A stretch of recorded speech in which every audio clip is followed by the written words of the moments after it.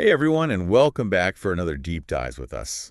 Today, we're going to be tackling something I think a lot of people are interested in, and that's generational wealth, how it's built, how it's passed down, and maybe uncovering some strategies that aren't exactly common knowledge.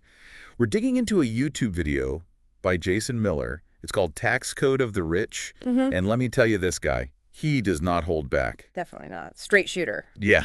So don't worry, we're not talking about any get-rich-quick schemes here. It's more about understanding the tools and mindsets that wealthy people use to build and maintain their wealth over time. Right. It's about getting a peek behind the curtain, so to speak. Exactly. And Yeah. you know me, I love a good secret, so this should be fun. Okay, so Miller kicks things off with a surprising take on the economic foundation of slavery.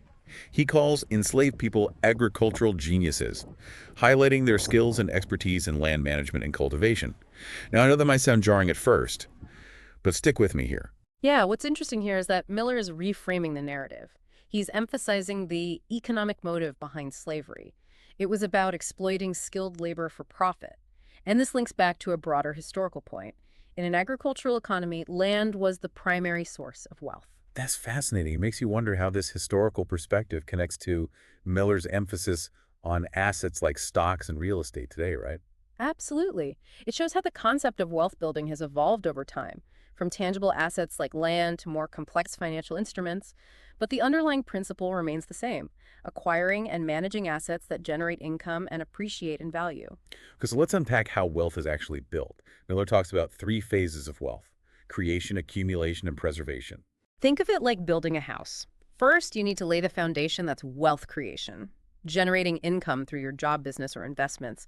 Then comes wealth accumulation, where you start building the structure, strategically growing your income and assets. And finally, wealth preservation is like putting on the roof, protecting your wealth from things like taxes, inflation, and poor financial decisions. And this is where things get really interesting. Miller throws out a statistic that should make us all stop and think. Wealth typically dissipates within 2 to 3 generations. Have you ever thought about what happened to the wealth your grandparents or great-grandparents might have built? It's a sobering thought, right? It is. It highlights the importance of not only building wealth, but also having a plan to manage and preserve it for future generations. It's not just about making money. It's about making sure that money continues to work for your family over time.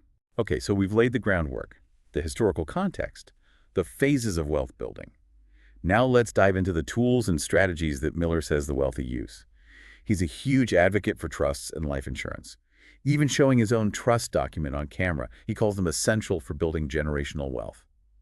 Think of trusts and life insurance as the legal and financial framework that can help you protect and transfer your wealth smoothly across generations. They offer a powerful combination of asset protection tax advantages and a way to ensure that your loved ones are taken care of. He even shares a personal anecdote about buying life insurance at 23 and still paying the same rate at 73. That's long-term thinking in action, right? It really highlights the potential benefits of starting early with these financial tools. It's about making informed choices early on, even before you feel rich. And then Miller drops this bombshell. He starts talking about IRS Tax Code 7702. He makes it sound like some kind of secret knowledge that's not taught in schools. Let's demystify this a bit. Section 7702 of the IRS tax code relates to certain insurance products, specifically permanent life insurance and some types of annuities.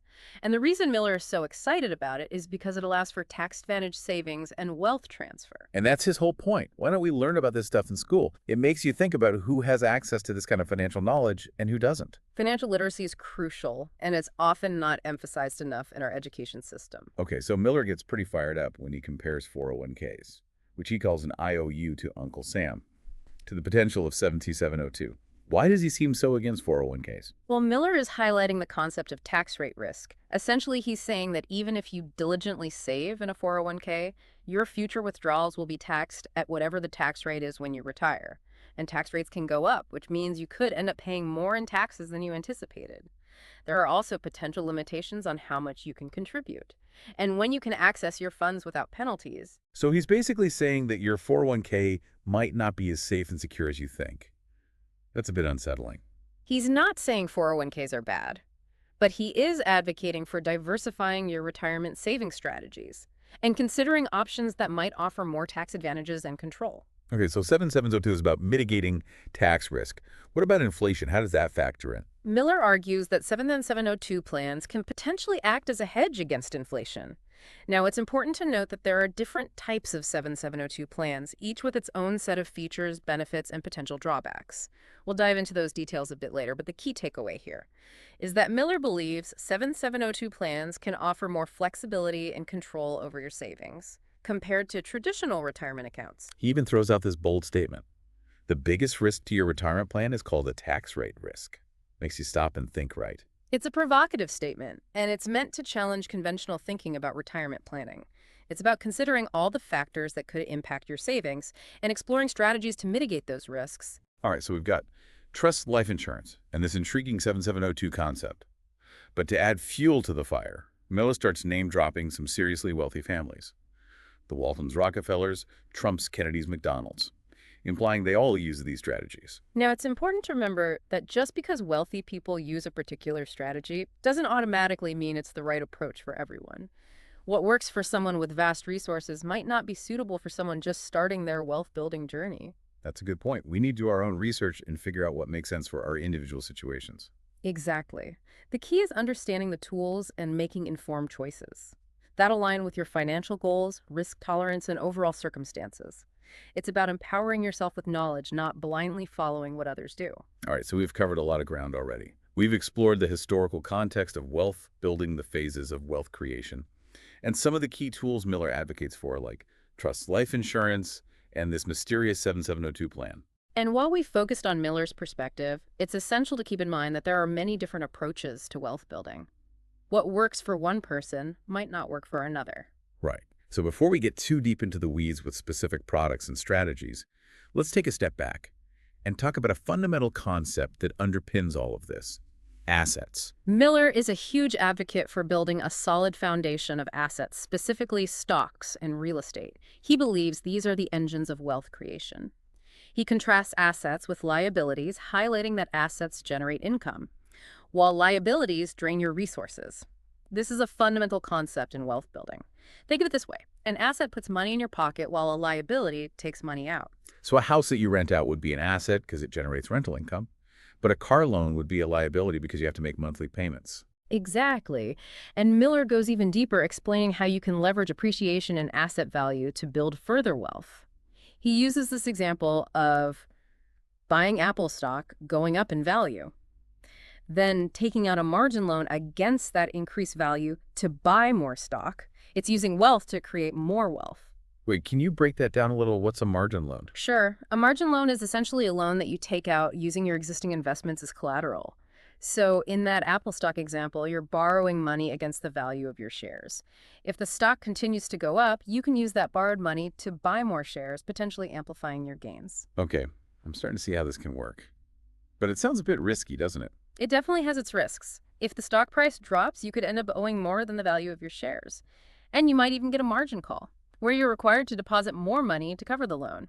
It's a sophisticated strategy, but the principle behind it is something we can all learn from. Understanding how assets can appreciate and how that appreciation can be used to your advantage. It's like using the momentum of your existing wealth to propel you forward. He even compares it to real estate, saying you could do the same thing with a house that goes up in value, right? Absolutely. Think of it like this. You buy a house for $300,000 and 5 years later it's worth $400,000.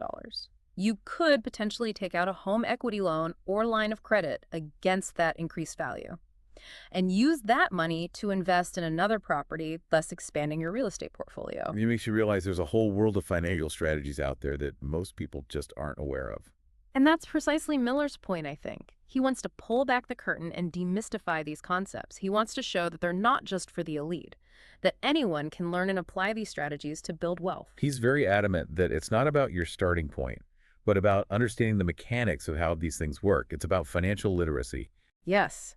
It's like learning a new language. Once you understand the vocabulary and the grammar, you can start to communicate effectively in that language. The same applies to finance. You don't need to be a Wall Street whiz to understand the basic principles of wealth building. I love that analogy. It really drives home the importance of educating ourselves and not being intimidated by these concepts. Right. And Miller even challenges us to do our own research. He uses this phrase, legit check verify, several times, almost like he's daring us to look into these things for ourselves. It's refreshing. Yeah. He's not just telling us what to think. He's encouraging us to think critically, to Mhm. question, to verify the information for ourselves. Which brings us back to that idea of assets versus liabilities. There's one line from the video that really stuck with me, where Miller says there's a big difference between assets and liabilities. Hmm. Only one of them generates cash flow for you, and only one of them can put you into a position to create real financial freedom. That's such a powerful statement. It really highlights the importance of understanding the difference between something that costs you money and something that makes you money. It's about shifting your mindset from working for money to making your money work for you. And it ties back to his whole point about building assets that can generate income, even when you're not actively working right. Exactly. It's about creating passive income streams, whether it's through rental properties, dividend-paying stocks, or other income-generating assets. It's like building a machine that works for you 24/7 even while you sleep. You got it. That's the power of assets. Okay, so we've been unpacking a lot of Miller's ideas. He's got this very engaging, tell it like it is style that really pulls you in, almost like that friend who's always in the know, sharing insider tips and secrets. And you may not agree with everything he says, but you can't help but listen. It's thought-provoking and challenges us to look at things differently. Exactly. And at the end of the day, that's what a good deep dive should do, right? Spark curiosity, prompt us to ask questions, and encourage us to explore these concepts further on our own. That's the beauty of learning. It's about taking what resonates with us, doing our own research, and figuring out what strategies might work best for our individual circumstances. This isn't about blindly accepting everything Miller says as gospel. It's about empowering ourselves with knowledge and making informed decisions. So we've explored Miller's perspective on wealth creation, accumulation, and preservation. We've delved into the power of assets, the importance of financial literacy, and the potential of tools like trusts and life insurance. But there's one final piece of the puzzle we need to examine. A specific financial product Miller highlights that he believes can play a significant role in building generational wealth. Okay, this is what I've been waiting for, the big reveal. What is this mysterious financial product that Miller keeps hinting at? He calls it the 7702 plan, Yeah. and he claims it's a game changer for retirement and wealth building. Right, spill the beans. What is it? Remember earlier when we discussed IRS tax code 7702? That's the foundation of this plan. It utilizes specific types of life insurance and annuity products designed to provide tax advantages for long-term savings. So it's not some secret off-the-grid scheme. It's actually part of the tax code. Exactly. It's a legitimate strategy that's been around for a while, but Miller argues that it's not widely known or understood, especially among those who aren't already wealthy. And Miller gets pretty fired up about it, saying it's how the wealthy keep their money safe and growing, while the rest of us are stuck with 401ks and traditional savings accounts that get eaten away by taxes and inflation. He's really highlighting the concept of tax-deferred growth. With a 7702 plan, your money grows tax-free until you withdraw it in retirement. Wait, so you don't pay any taxes on the gains while your money is growing? That sounds pretty amazing. Yes, that's the main appeal. This can be a significant advantage, especially if you anticipate being in a higher tax bracket later in life. He even claims that some 7702 plans offer guaranteed growth rates, protecting your savings from market volatility. Is that even possible? Certain types of annuities within the 7702 umbrella can offer guaranteed returns, providing a level of stability that traditional investments might not. But it's important to note that not all 7702 plans offer guaranteed returns. Some are tied to market performance, which means there's potential for both gains and losses. So it's not a one-size-fits-all kind of thing. Right. It's crucial to remember that there are different types of 7702 plans, each with its own set of features, benefits, and potential drawbacks. Yeah, that's a good point. It sounds like we need to do our homework before jumping into anything. Absolutely. Miller's enthusiasm is contagious, but it's essential to approach any financial product with a healthy dose of skepticism and thorough research. Talk to a qualified financial advisor who can explain the intricacies of 7702 plans and help you determine if it aligns with your financial goals and risk tolerance. Okay, so let's recap what we've learned today. We started by exploring the historical roots of wealth building and how the concept of assets has evolved from tangible things like land to more complex financial instruments like stocks and real estate. We then dove into Miller's 3 phases of wealth creation, accumulation, and preservation, emphasizing that it's not just about making money, but also about managing, protecting, and growing it over time. Miller introduced us to some key tools that he believes can help build generational wealth, including trusts, life insurance, and these intriguing 7702 plans. He stressed the importance of understanding concepts like tax rate, risk inflation, asset appreciation, and leverage, and challenged us to shift our mindset from simply earning a paycheck to building income-generating assets. He also really hammered home the importance of financial literacy, encouraging us to do our own research and think critically about the information we're presented with. It's about taking control of our financial futures and not leaving it entirely up to chance or the whims of the market. It's about empowering ourselves with knowledge and making informed decisions that align with our goals. So what does this all mean for you, the listener? Well, the biggest takeaway is that building wealth isn't just about how much you earn. It's about making smart choices with your money and understanding the tools and strategies that can help you grow and protect it over time. It's about adopting a long-term perspective thinking beyond the immediate and considering the impact your financial decisions will have on future generations. It's about building a legacy, not just for yourself, but for your family and those who come after you. And remember, you don't have to figure this all out on your own. There are resources available, financial advisors, tax professionals, books, articles, and even podcasts like this one that can help you navigate the complex world of finance. So as we wrap up this deep dive into Jason Miller's Tax Code of the Rich, I want to leave you with a final thought. Don't be afraid to challenge conventional wisdom, ask questions, do your own research, and most importantly, take action. The journey to financial freedom starts with a single step. And remember, knowledge is power. The more you learn about how money works, the better equipped you'll be to make it work for you. But it's important to note that not all 700-702 plans offer guaranteed returns. Some are tied to market performance, which means there's potential for both gains and losses. So it's not a one-size-fits-all kind of thing. Right. It's crucial to remember that there are different types of 700-702 plans, each with its own set of features, benefits, and potential drawbacks. That's a good point. It sounds like we need to do our homework before jumping into anything. Absolutely. Miller's enthusiasm is contagious, but it's essential to approach any financial product with a healthy dose of skepticism and thorough research. Talk to a qualified financial advisor who can explain the intricacies of 702 plans and help you determine if it aligns with your financial goals and risk tolerance. Okay, so let's recap what we've learned today. We started by exploring the historical roots of wealth building and how the concept of assets has evolved from tangible things like land to more complex financial instruments like stocks and real estate. We then dove into Miller's three phases of wealth creation, accumulation, and preservation, emphasizing that it's not just about making money, but also about managing, protecting, and growing it over time. Miller introduced us to some key tools that he believes can help build generational wealth, including trusts, life insurance, and these intriguing 70702 plans. He stressed the importance of understanding concepts like tax rate, risk, inflation, asset appreciation, and leverage, and challenged us to shift our mindset from simply earning a paycheck to building income-generating assets. He also really hammered home the importance of financial literacy, encouraging us to do our own research and think critically about the information we're presented with. It's about taking control of our financial futures and not leaving it entirely up to chance or the whims of the market. It's about empowering ourselves with knowledge and making informed decisions that align with our goals. So what does this all mean for you, the listener? Well, I think the biggest takeaway is that building wealth isn't just about how much you earn. It's about making smart choices with your money and understanding the tools and strategies that can help you grow and protect it over time. It's about adopting a long-term perspective, thinking beyond the immediate, and considering the impact your financial decisions will have on future generations. It's about building a legacy not just for yourself, but for your family and those who come after you. And remember, you don't have to figure this all out on your own. There are resources available, financial advisors, tax professionals, books, articles, and even podcasts like this one that can help you navigate the complex world of finance. So as we wrap up this deep dive into Jason Miller's Tax Code of the Rich, I want to leave you with the final thought. Don't be afraid to challenge conventional wisdom. Ask questions, do your own research, and most importantly, take action.